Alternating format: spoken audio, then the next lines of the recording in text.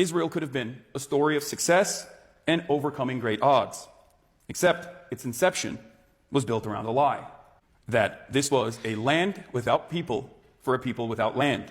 But I want to go back to the beginning for a little bit, which helped me understand the ways in which Israel's violence has remained unchecked, especially because the similarities in the contemporary way that Israel has dished out its violence are glaringly obvious. I want to talk about the atrocities committed in Deir Yassin, the former Palestinian village a few miles west of Jerusalem. I say former because in April 1948, over 100 of its Arab residents were executed, ruthlessly slaughtered. There were graphic stories that were told of some of the survivors, including, but not limited to, having a baker and his son lined up against the baker's oven and trying to force the baker to throw his son in the oven. And when he refused to cooperate, throwing his son in the oven and then throwing him in afterwards. The only reason why we know is because there were survivors that were left to tell the story. So they could go and tell the other Arab villages that if the Zionist brigades were coming, that they must evacuate. The massacre was committed by Zionist forces. But Deir Yassin was not an isolated massacre. It was a pivotal moment.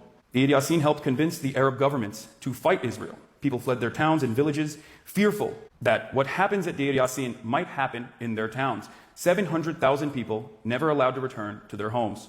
Palestinians call this the nakba. It's also known as catastrophe. To this very day, Israel denies having forcibly expelled Palestinians, instead claiming that they voluntarily left their homes. This myth can be considered one of the earliest and perhaps most powerful forms of hasbara. In Hebrew, hasbara means advocacy or explanation. In the Western world, it just means lying. In 1948, there were Jewish extremists supported by the main military raiding and depopulating Palestinian communities. In 2024, we have the same problem.